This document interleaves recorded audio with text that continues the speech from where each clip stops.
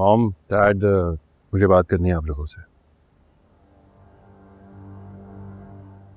मैंने जो हरकत की थी वो गलत थी।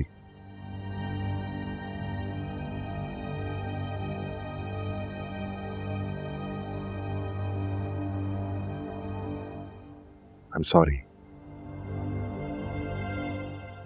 शुक्र है तुम्हें एहसास तो हुआ।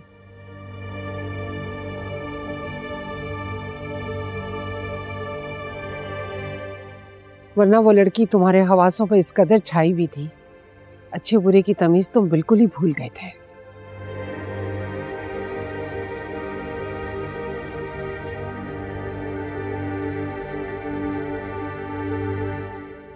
एक्चुअली अलीज़े ने ही मुझे रियलाइज करवाया कि मैंने गलत किया, हर्ट किया होगा आप लोगों को। वो लड़की मेरी सोच से भी ज्यादा चालाक है, तुम्हें पॉपेट बनाकर अपनी उंगलियों पे नचा रही है। मामा, आप अलीज़े के लिए इतना बदगुमान क्यों है? उसने तो ऐसा कुछ भी नहीं कहा।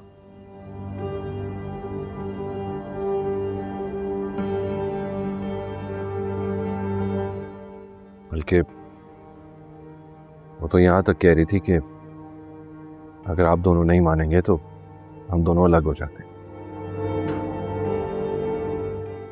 याद रखना हमजा, हम तुम्हारी बात तो मान रहे हैं, मगर उस लड़की को इस घर में वही इज्जत, वही मुकाम मिलेगा जो अरीशा का है, तो ये भूल जाना तुम।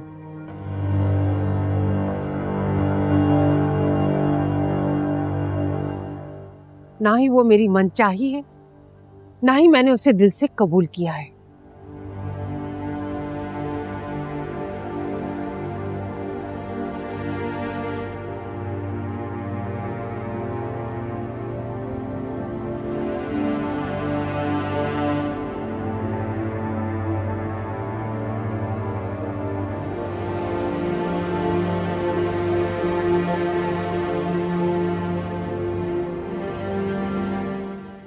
परेशान मत हो,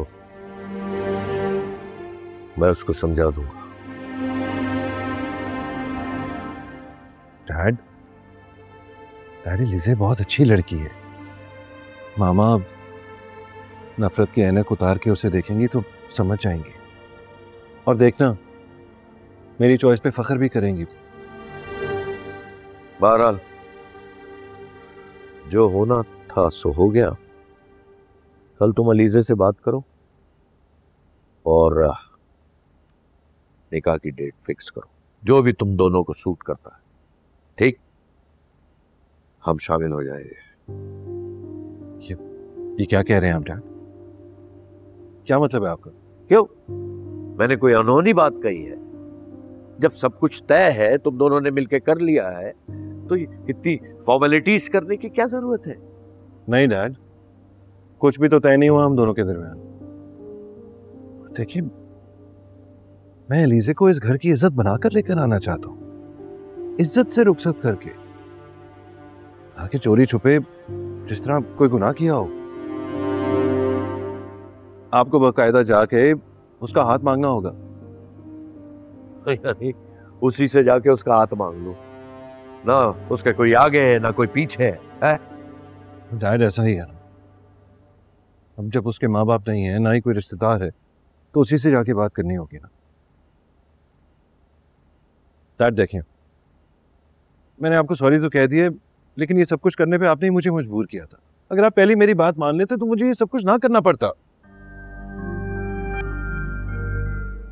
ठीक है, अब ज्यादा सफाइयां पेश करने की जरूरत नहीं है। तुम दोनों डेट डिसाइड करो निकाह की, हम शामिल हो जाएंगे। एक बात का ख्याल रहे, निकाह बहुत सादगी से होगा और सिर्फ घर वाले शरीक होंगे।